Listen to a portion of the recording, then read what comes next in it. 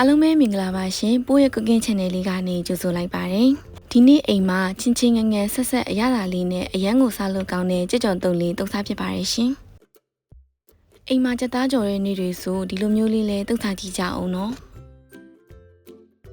ခုလိုပူတဲ့ရာသီမှာစီပြန်ဟင်းတွေကအရန်ဤတော့ပိုးတို့အိမ်မှာဆိုရင်ဒီလိုအလွယ်လေးပဲအမြဲတုပ်စားဖြစ်ပါတယ်ရှင်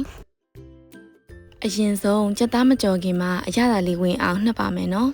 ရင်မုံထက်ပေါင်ဝပူနူးညံ့တာမို့လို့ပိုးကတော့ကြက်ပေါင်လေးနဲ့ကြော်ပြီးတုပ်စားဖြစ်ပါတယ်ရှင်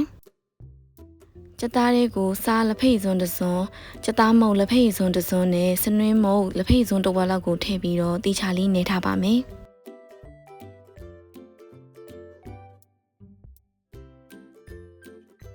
ပြီးရင်တော့ကြော်တဲ့အခါမှာအရသာဝင်နေအောင်လို့နိုင်ဝက်လောက်နှက်ထားပါမယ်နော်ကြက်သားလေးတွေရပြီဆိုရင်တော့စကြော်ပါမယ်ရှင်စီပူလာပြီဆိုရင်ကြက်သားလေးတွေကိုထည့်လိုက်ပါမယ်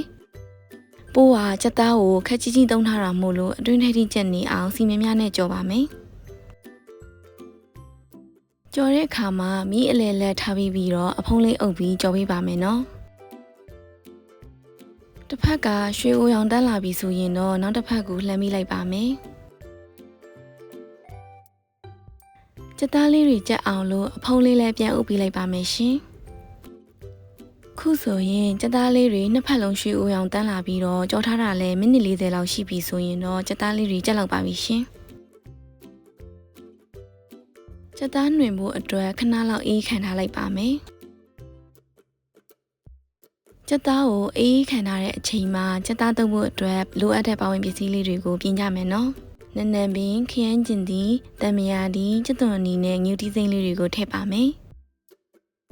ကြက်သွန်နီကိုပပလေးတွေလှီထားလိုက်ပါမယ်ရှင်။ငဲညင်နီလေးတွေကိုလည်းအစိရှောင်ပြီးခပ်ပပလေးပဲလှီထားလိုက်ပါမယ်။တမယာဒီနဲ့နန်းနံပင်လေးတွေကိုလည်းလှီထားလိုက်ပါမယ်နော်။ဒါဆိုရင်တော့တုပ်ဖို့အတွက်ပါဝင်ပစ္စည်းလေးတွေအစင်းနှင်းဖြစ်ပါပြီ။ခုနကကြော်ထားတဲ့ကြက်သားလေးတွေလည်းအင်းနေပြီဆိုတော့တုပ်ဖို့အတွက်နှင်းထားလိုက်ပါမယ်။ဒါဆိုရင်တော့ကြက်သားလေးတွေလည်းအစင်းနှင်းဖြစ်ပါပြီ။ကဲစတုပ်ပါရမယ်ရှင်။ကြက်သားနှွင်ထားတဲ့အထဲကိုခုနလှီထားတဲ့ကြက်သွန်နီခရမ်းကျင်သီးနန်းနံပင်တို့ကိုထည့်လိုက်ပါမယ်။ငြူသီးစိမ့်လေးတွေလည်းညှက်ထည့်လိုက်မယ်နော်။အယောင်လေးလှအောင်လို့ငြူသီးအနီလေးတွေကိုတုံးထားပါတယ်။ပြီးရင်တော့အရသာအတွက်ကင်းမွန်ငံပြရေးထမင်းစားစွန်းတစ်စွန်းကြက်သားမုံလက်ဖိတ်စွန်းတစ်ဝက်ငြူသီးအကြက်မုံလက်ဖိတ်စွန်းတစ်စွန်းတမယာဒီတစ်လုံးလောက်ကိုထည့်ပြီးတီချာလေးနေထားလိုက်ပါမယ်ရှင်။အရသာအပေါ့ငံကိုပါဝင်ပစ္စည်းအနည်းများပုံမူတည်ပြီးကိုယ်စိတ်ကြိုက်ထည့်လို့ရပါတယ်ရှင်